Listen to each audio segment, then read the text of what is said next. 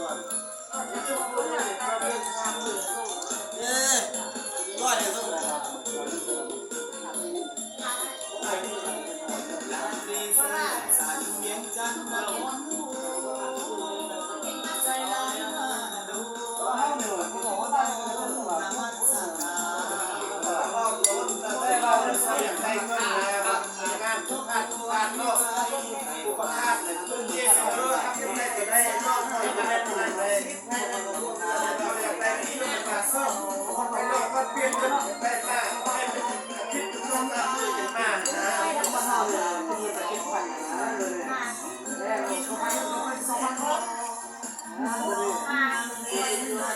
ไม่ได้เข้าไป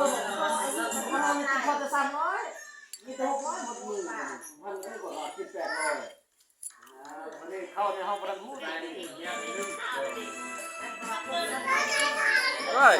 พี่นี่เนาะตัวหน่อยเรื่องเข้ามาหักกันตัวนี้เนาะมันจะได้ที่ว่ามันคิดมุกได้เลยป้าเอามาแต่ไกลซ้ำไม่หมดเลย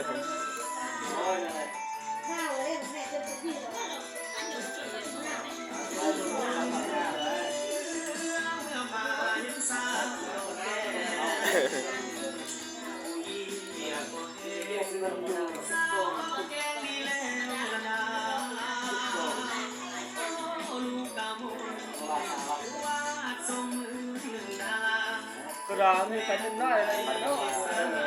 ย